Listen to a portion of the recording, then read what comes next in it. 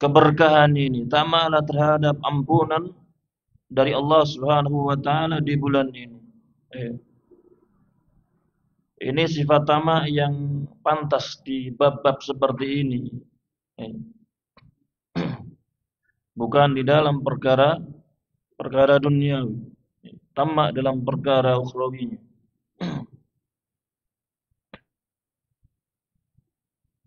Jamaah rahimani wa rahimakumullah.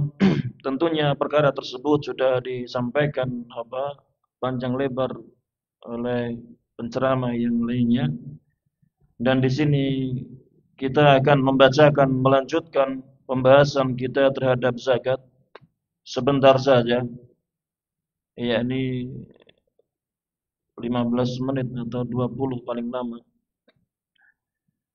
karena ada beberapa pertanyaan yang insya Allah akan kita berikan jawabannya dengan semampu kita. Yakni sebelum kita masuk pembahasan atau melanjutkan pembahasan tentang zakat, perlu kita ingatkan kembali bahwasannya di pertemuan yang terakhir kita masih di pembahasan tentang zakat hewan ternak. Tentang zakat hewan ternak. Hewan ternak apa saja yang ada zakat padanya? Unta, sapi, kambing. Masuk pada nama bakor sapi, yakni apa? Kerbau. Kerbau masuk pada jenis sapi. Yang apabila nisab sudah sampai nisabnya sesuai dengan syarat-syarat wajibnya zakat, maka akan terkenai zakat. Kemudian ada syarat-syarat wajib yang harus ada di mana hewan ternak tersebut dikenai kewajiban zakat. Ada 4 syarat. Yang pertama sudah sampai kepada nisabnya. Hewan ternak tersebut sampai kepada nisabnya. Unta nisabnya berapa ekor? 5 ekor. Unta 5 ekor. Sapi berapa ekor? 30 ekor. Pilihannya karena cuma 13 atau 10 gitu kan ya. 50-50. 30 ekor sapi baru sampai nisab zakatnya. Kemudian kambing berapa nisabnya? 40. 40. Kemudian ini syarat pertama sampai kepada nisabnya. Syarat yang kedua yakni apa? Sudah berlalu 1 tahun hewan ternak tersebut ada pada kepemilikannya. Dia memiliki hewan ternak tersebut, misalnya punya kambing 45, sudah berjalan 1 tahun. Maka di 1 tahun yang akan datang tersebut sudah terkena kewajiban zakat. Ini 2 syarat yang pertama. Kemudian syarat yang ketiga, hewan ternak tersebut harus berupa saimah, yakni hewan yang digembalakan. Hewan ternak yang digembalakan, bukan hewan ternak yang dikandangkan kemudian didatangkan makanannya, bukan. Kalau hewan ternak walaupun dia memiliki 100 ekor kambing, tapi kalau tidak pernah digembalakan atau sedikit sekali jarang digembalakan, tapi dia beli rumputnya, dia ngarit kemudian dia datangkan ke kandangnya, maka tidak sesuai, tidak terpenuhi syarat ini. Tidak ada kewajiban zakat padanya, walaupun sudah sampai nisabnya. Ini pendapat jumhur. Kemudian syarat yang keempat, hewan ternak tersebut bukan berupa hewan yang dipekerjakan. Murni hewan tersebut cuma biar dikembangbiakkan atau diambil susunya. Bukan dibuat untuk membajak sawah, bukan dibuat untuk mengangkut barang, dan seterusnya. Murni dalam rangka untuk dikembangbiakkan atau untuk diambil susunya. Maka cuma hewan ini yang dengan dua tujuan ini yang di sana ada zakat. Ini 4 syarat yang hendaknya jangan sampai kita lupa. Kemudian baru kita melanjutkan apa yang terakhir di pertemuan kita belum sempat selesai, yakni fi qadril wajib, yakni tentang kadar zakat yang wajib. Kadar zakat yang wajib. Yang pertama yakni qadrul wajibi fil ibil. Kadar zakat yang wajib pada unta.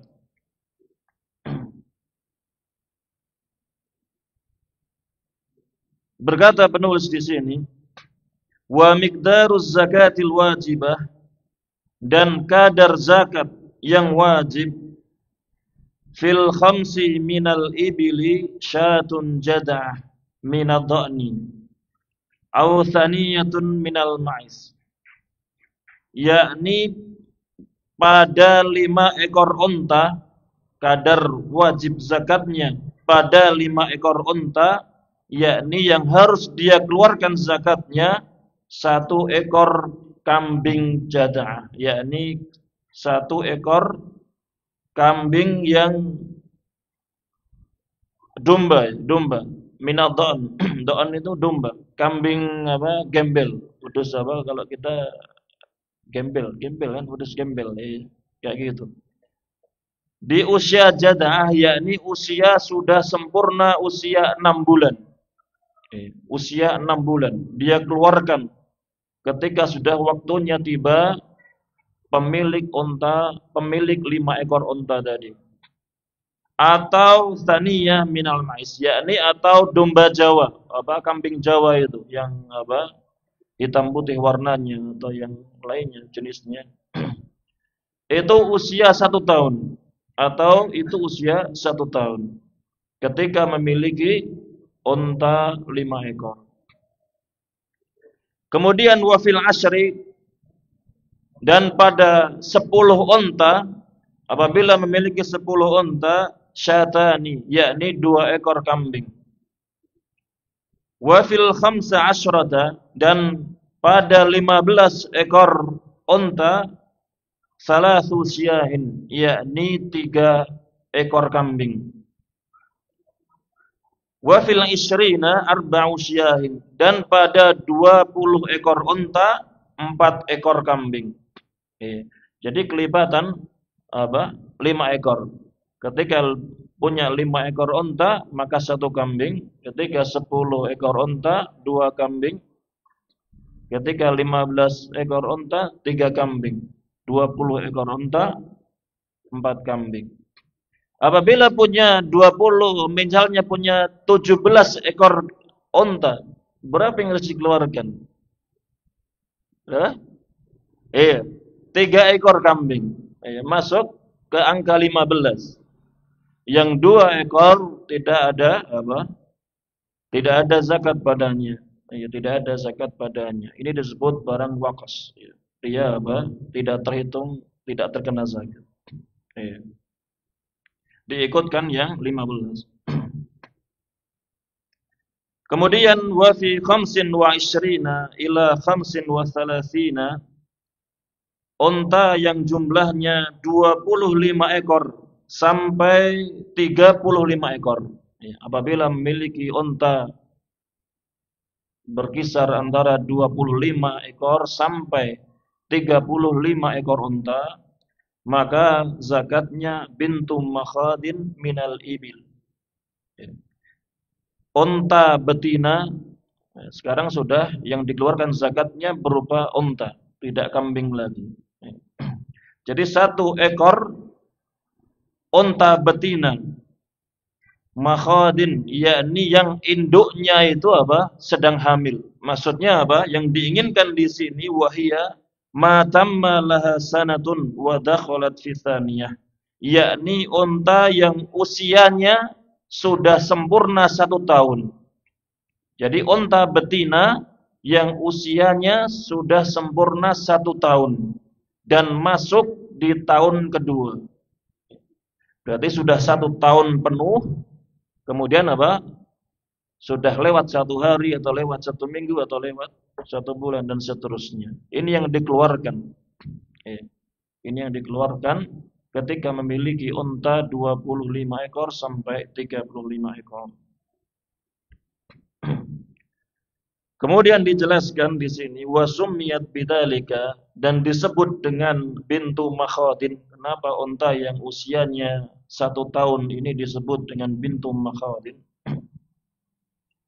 Li'annal ghalibah, karena sesungguhnya kebanyakan unta itu anna ummaha qad hamalat, bahwasannya induknya itu sudah hamil lagi ketika anaknya usia 1 tahun penuh. Sudah hamil lagi. Maka fahiya makhidun, maka yang disebut yang unta yang sudah hamil lagi ini disebut dengan makhid. Ai hamilun, hamil, unta yang hamil. Jadi yang diukur bukan induknya sudah hamil atau belum, tapi ini apa, kebanyakan unta seperti itu. Yang jadi patokan kita ketika seseorang memiliki unta 25 sampai 35 ekor unta, maka yang dikeluarkan adalah 1 ekor betina, unta betina usia 1 tahun sempurna. Sempurna usia 1 tahun dan masuk di tahun kedua.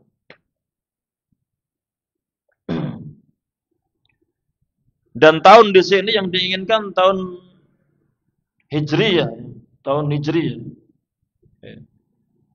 Kalau lahirnya 1 Ramadan, maka apa? Sudah sempurna sampai 1 Ramadan berikutnya. Berarti sudah sempurna. Sudah lebih 1 hari bahkan. Bukan 1 Januari sampai 1 Januari. Tapi Hijriyah.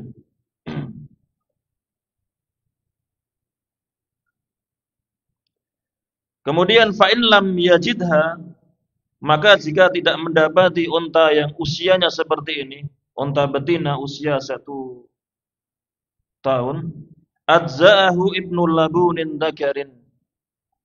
Ibnu labunin dzakarun. Yakni jika dia tidak mendapatkan 1 ekor unta betina usia 1 tahun, maka sah baginya mengeluarkan zakat dengan Ibnul Labunin. Namanya Ibnul Labun. Maksudnya Ibnul Labun yakni wa huwa ma tamma lahu sanatani wa dakhala fi tsalitsah. Yakni unta jantan, kalau tidak ada unta betina usia 1 tahun, maka dia boleh mengeluarkan 1 unta jantan yang usianya sudah sempurna 2 tahun. Atau sudah masuk di tahun yang ketiga.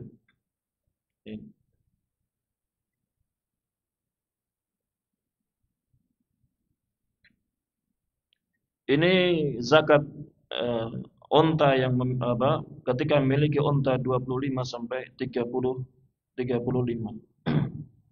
Kemudian wa fi 36 ila 45, apabila memiliki unta 36 sampai 45, maka zakatnya bintu labunin.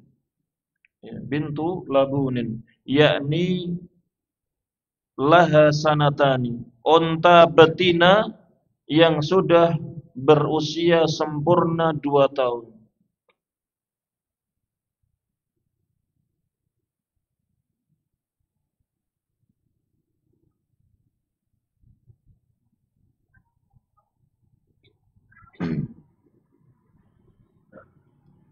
Kemudian wa fi 46 ila 60, dan pada bilangan 46 memiliki unta dengan jumlah 46 sampai 60, maka yang dikeluarkan hiqqatun. Namanya hiqqah.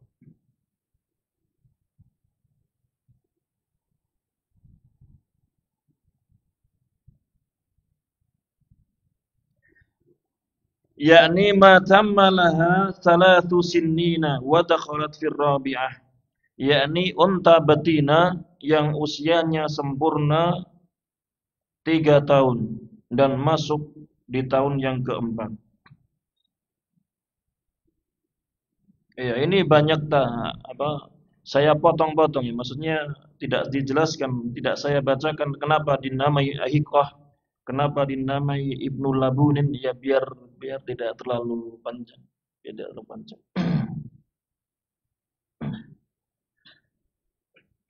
Kemudian wa fi ihda wasitina ila khamsin wa sab'ina jada'atun. Dan pada unta yang dengan jumlah 61 sampai 75, yakni seekor jada'ah, ya. Wa hiya ma tamma laha arba'u sinina wa dakhalat fil khamisah, yakni unta betina yang usianya sempurna 4 tahun dan masuk di tahun yang kelima.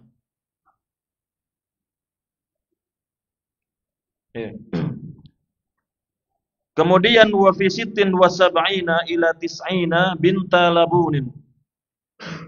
Dan apabila memiliki unta dengan jumlah 76 sampai 90, maka dia keluarkan binta labunin, yakni 2 ekor betina, 2 ekor unta betina usia 2 tahun. Semuanya usia 2 tahun. Kemudian wa fi ihda wa tis'ina ila mi'atin wa ishrina hiqqatani. Apabila memiliki 91 ekor sampai 120 ekor, maka zakatnya hiqqatani, yakni 2 ekor unta betina usia 3 tahun. Sudah sempurna 3 tahun semuanya, dua-duanya.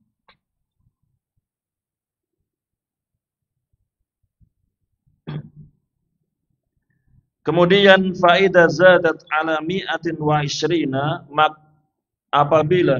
apabila jumlah untanya itu melebihi 120, punya 200, punya 150, maka fa fi kulli arba'ina bintul labunin, maka pada setiap 40 ekor maka dia keluarkan 1 ekor unta betina usia 2 tahun.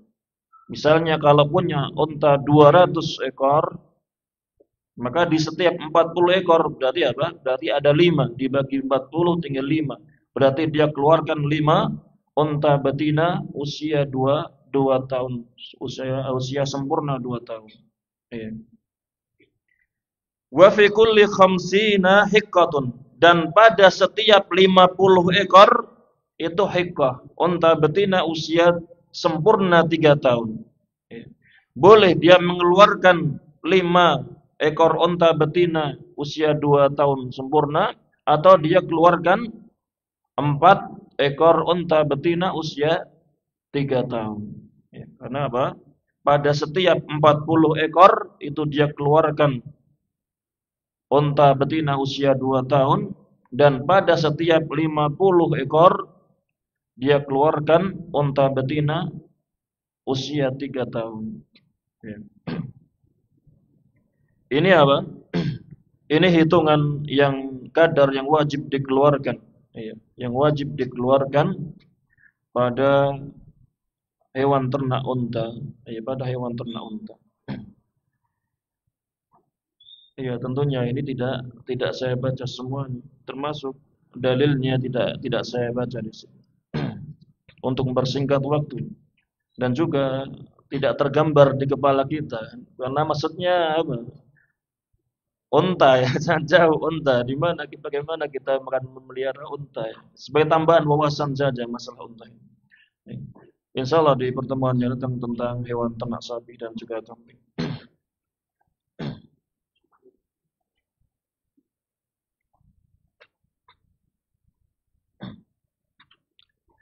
Kemudian jamaah rahimakumullah, di waktu yang tersisa ini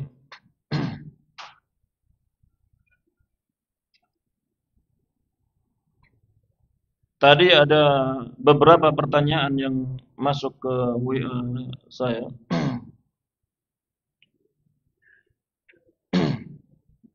Dan insya Allah akan saya beri jawabannya biidznillah. Pertanyaan yang pertama, lebih utama mana? Membaca Al-Quran sampai khatam berkali-kali, atau membaca Al-Quran dan artinya, tapi tidak khatam di bulan Ramadan.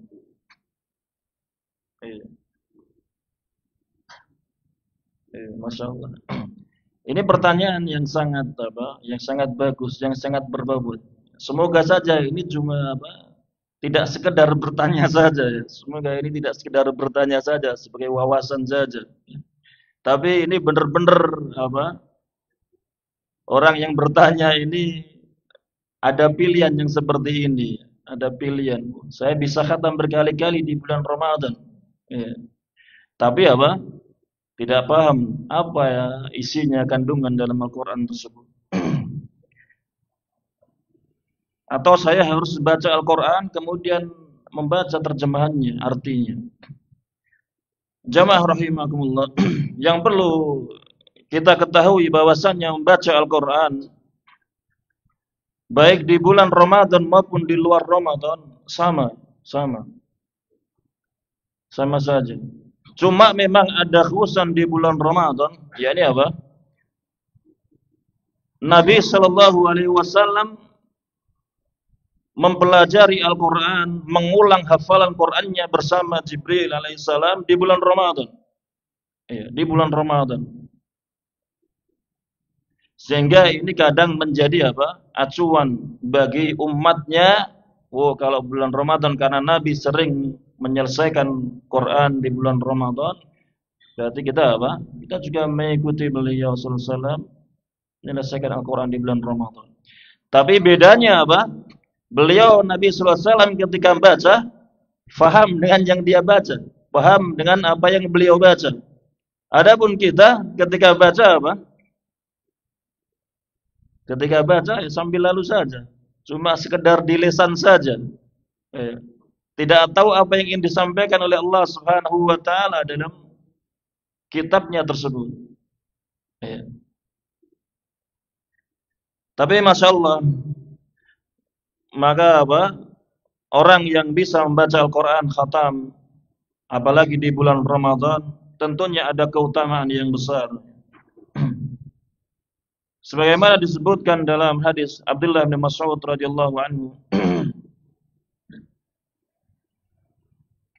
man qara'a harfan min kitabillah falahu bihi al-hasanah wal hasanatu bi asri amsalihha.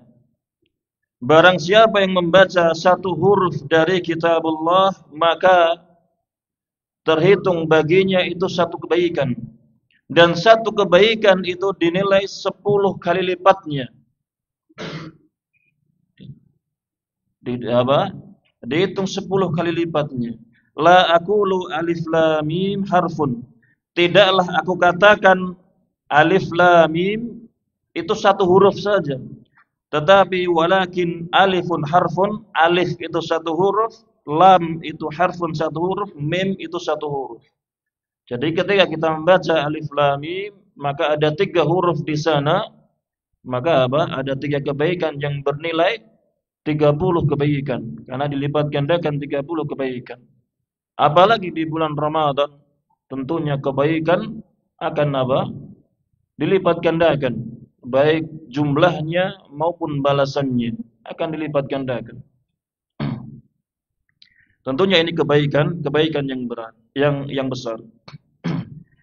Akan tetapi yang perlu kita perhatikan, Nabi sallallahu alaihi wasallam pernah memerintahkan Abdullah bin Amr, "Iqra'u fi sab'in." Bacalah Al-Qur'an, khatamkanlah Al-Qur'an dalam 7 hari. Pertama di mana Nabi sallallahu alaihi wasallam merintahkan agar dikhatamkan 1 bulan. Kemudian Abdullah bin Amr ini saya masih mampu untuk kurang dari itu. Maka Nabi merintahkan iqra'u fi sab'in. Khatamkanlah, bacalah Al-Quran dalam 7 hari. Qala, maka Abdullah bin Amr ini mengatakan, inni aqwa min dzalik. Aku kuat untuk lebih dari itu. Aku mampu untuk lebih dari itu. Qala, maka Nabi sallallahu alaihi wasallam bersabda, la yafqahu man qara'ahu fi aqalla min thalathin. Seseorang yang membaca Al-Quran kurang dari 3 hari, maka dia tidak akan paham. Tidak akan paham terhadap Al-Quran tersebut. Jadi sekedar di lisannya saja dia baca, tidak bisa memahaminya. Ini orang Arab, sahabat ya, Abdullah bin Amr.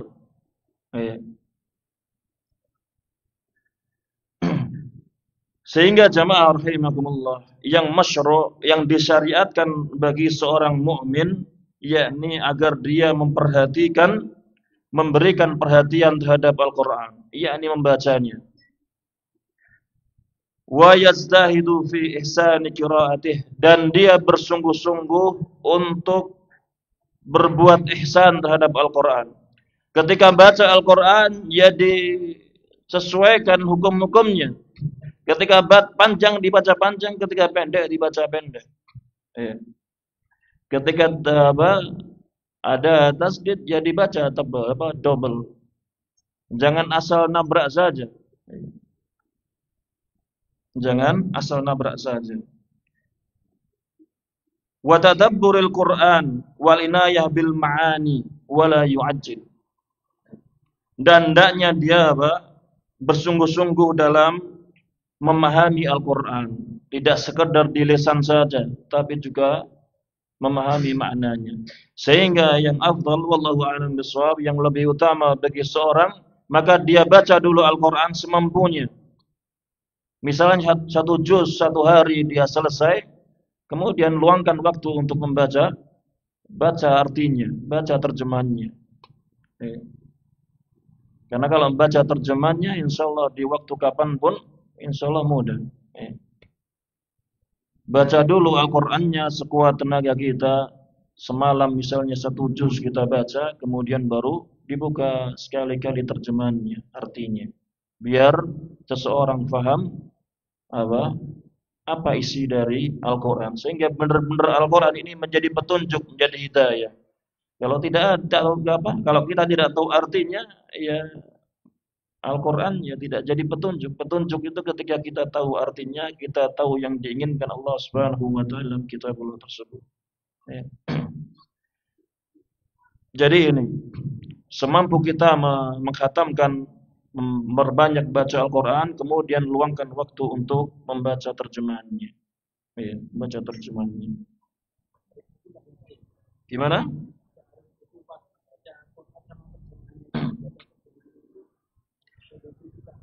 Kalau baca terjemahannya, iya nggak perlu wudu, nggak apa-apa. Di waktu kapanpun dia baca terjemahannya.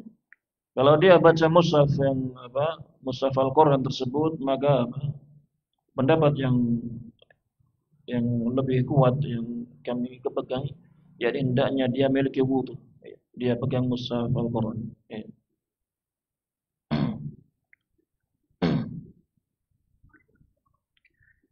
Ini pertanyaan yang pertama. Pertanyaan yang kedua, adakah doa setiap selesai 4 rakaat tarawih? Dan adakah doa yang dibaca setelah witir?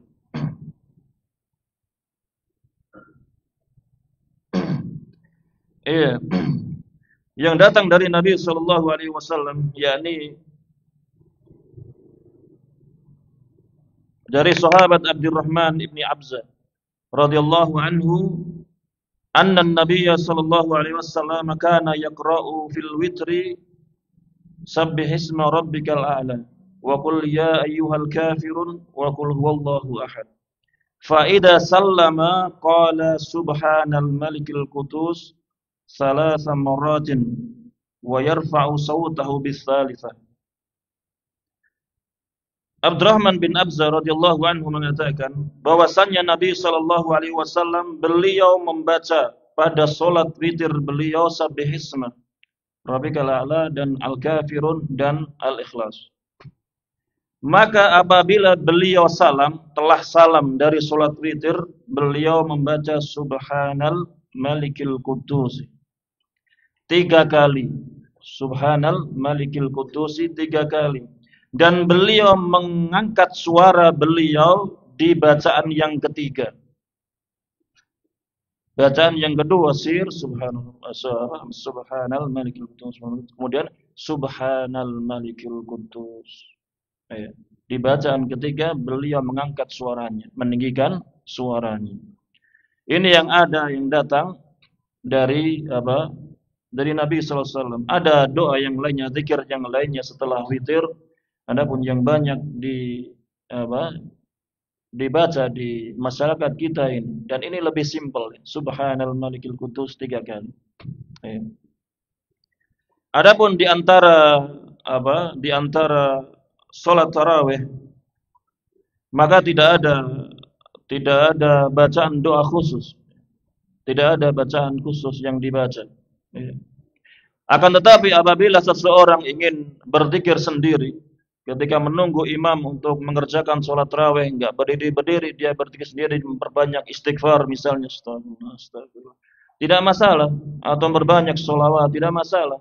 Atau bahkan dia baca Quran, ngambil mushaf dan baca Quran sambil nunggu imamnya, tidak masalah. Ini tidak masalah. Yang jadi masalah yakni ketika seseorang ini mengkhususkan zikir ini. Kalau tidak dibaca nanti terasa kurang tarawihnya ini. Terasa kurang.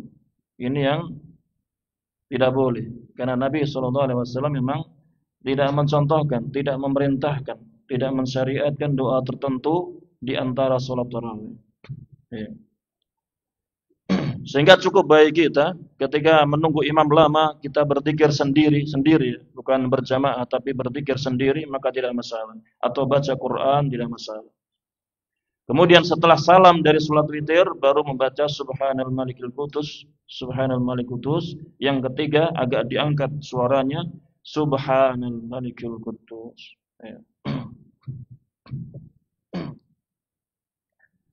Wallahu ini pertanyaan yang kedua. Kemudian pertanyaan yang ketiga, bagaimana runtutan cara berbuka Rasulullah SAW dan doanya? Mengenai berbuka puasa, untuk bacaan doanya, zikirnya, ini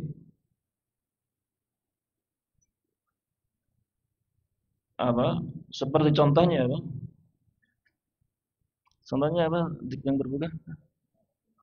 Dhahabat dhama'u, misalnya dhahabat dhama'u.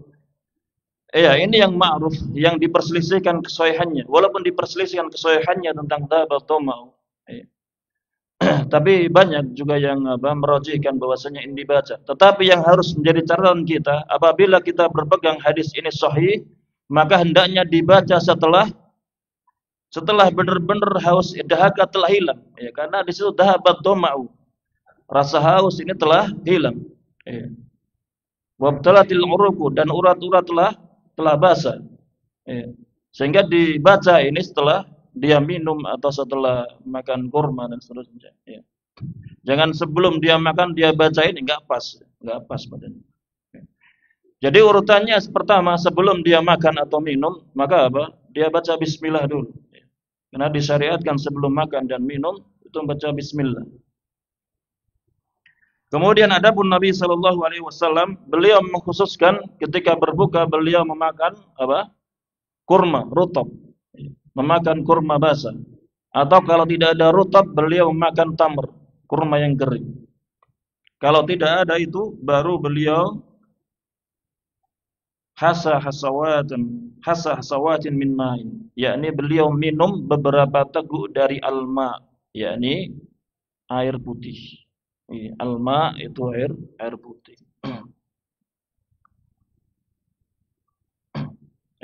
Jadi setelah berbuka, waktu berbuka tiba, baca bismillah, kemudian dia minum atau makan kurma, kemudian dia membaca dhahabat dhama'u atau dia tahmid alhamdulillah dan yang semisalnya.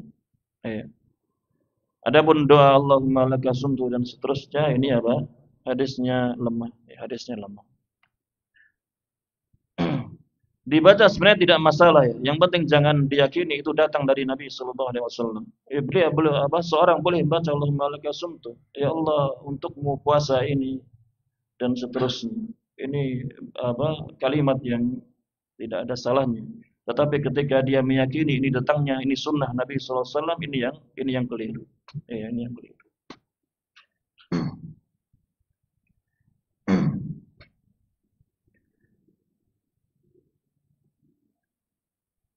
Kemudian pertanyaan yang keempat,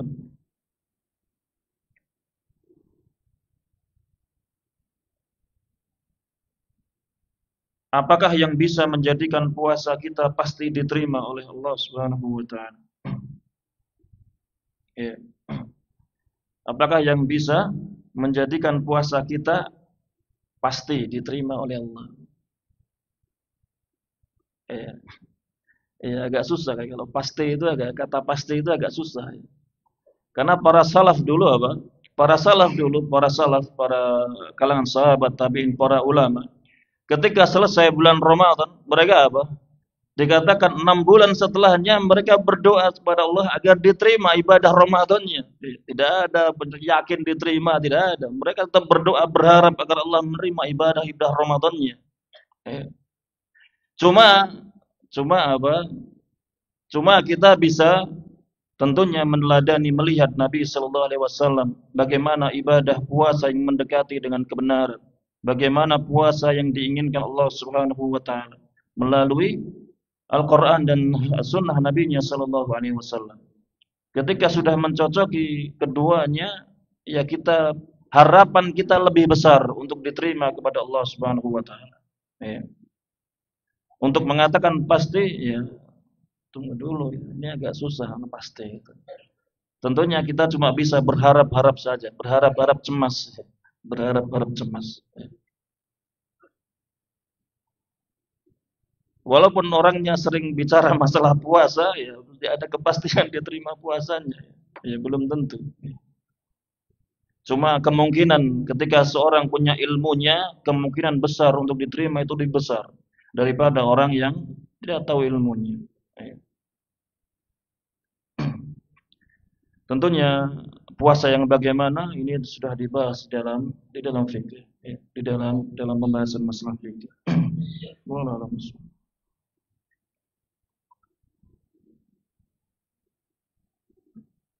Sampai jam berapa? 6. Kemudian pertanyaan selanjutnya, apakah sikat gigi dengan pasta pada pagi atau siang bisa membatalkan puasa? Iya, bisa membatalkan puasa kalau ketelan.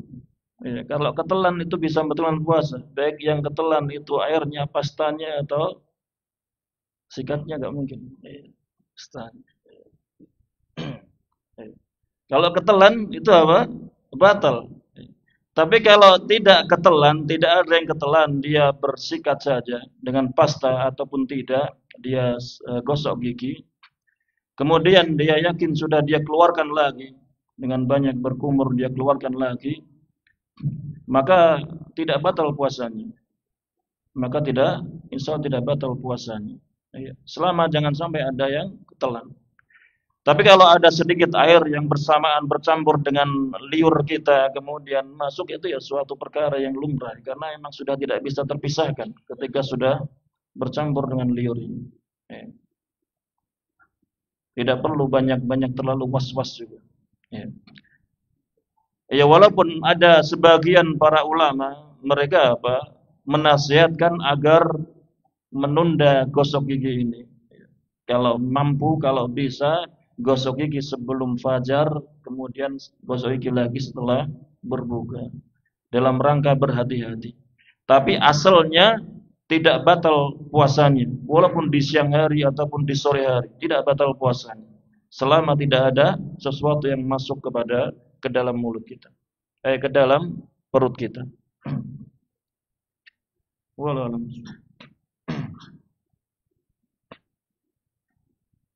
Kemudian pertanyaan yang selanjutnya, ini agak panjang.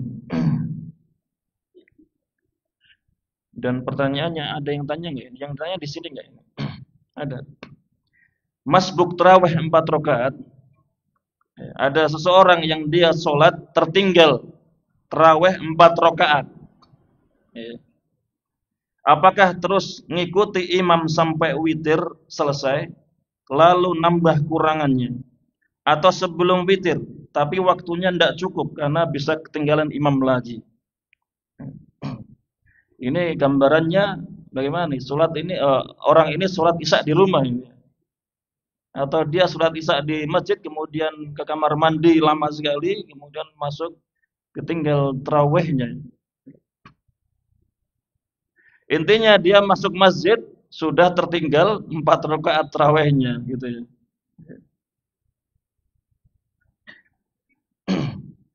Maka beberapa yang kami dapati dari fatwa para ahli ilmu di antaranya Syekh Muhammad Al-Utsaimin rahimahullah.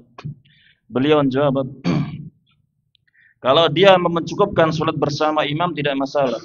Maksudnya dia mendapatkan cuma 4 rakaat tarawih dan 3 witir itu saja enggak masalah. Itu saja enggak masalah. Tapi kalau dia mau menambah mengqadha menambahi tadi kurangnya tadi, maka dia sholat bersama imam, berarti masih dapat 4 rakaat tarawih bersama imam kan? Kemudian ketika witir, ketika imamnya salam, dia menambah 1 rakaat. Dia menggenapkan witirnya. Hah? Gimana? Iya, jadi 4 rakaat. Kalau dia 3 rakaat langsung ya. Ya. Dia genapkan witirnya menjadi 4 rakaat. Kalau 3 rakaat witirnya. Setelah selesai bersama imam, maka baru setelah itu dia nambah 4 rakaat tarawih, kemudian baru menutup dengan witir. Ya. Ya, ini yang disampaikan oleh beliau rahimahullah ta'ala. Kemudian di sini pertanyaan yang sama masih di pertanyaan tersebut. Dan buat yang masbuk, apakah dapat pahala seperti orang yang sholat semalam suntuk? Yang ditulis sebagai pahala orang yang sholat semalam suntuk. Wallahu a'lam bishawab. Apakah dia terhitung mengerjakan sholat malam semalam suntuk atau tidak? Wallahu a'lam bishawab.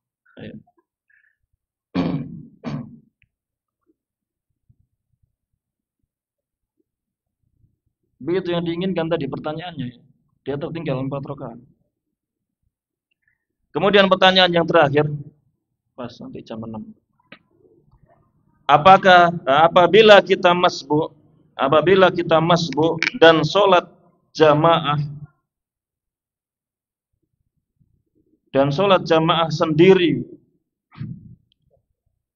ya, dan sholat jamaah sendiri tanpa teman di shaf terakhir, ya, jadi dia terlambat sholat jamaah, kemudian ternyata tinggal di shaf terakhir saja, berdiri sendiri dia mengikuti jamaahnya.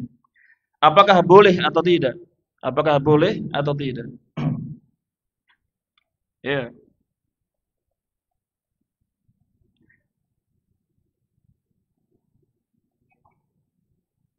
Ada satu riwayat dari Nabi sallallahu alaihi wasallam dari Wabisah bin Ma'bad radhiyallahu anhu, Nabi sallallahu alaihi wasallam bahwasanya Nabi sallallahu alaihi wasallam ra'a rajulan yusalli khalfa as-safi wahdah fa amarahu an yu'ida as-salata. Bahwasanya Nabi sallallahu alaihi wasallam pernah melihat seseorang laki-laki dia salat di belakang shaf sendirian.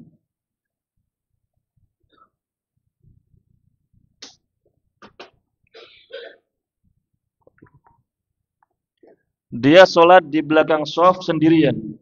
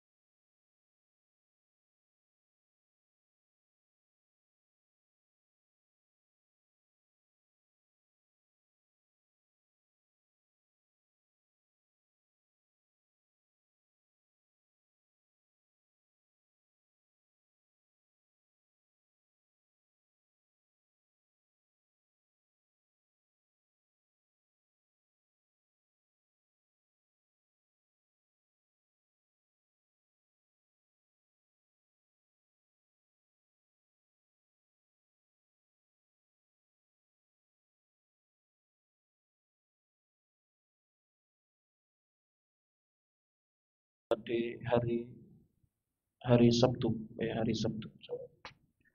Ada salah kata, salah ucap, kami minta maaf yang sebesar-besarnya. Saya akhiri wassallallahu ala nabiyina Muhammadin wa ala alihi wasahbihi wasallam. Jazakumullahu khairan. Wassalamualaikum warahmatullahi wabarakatuh.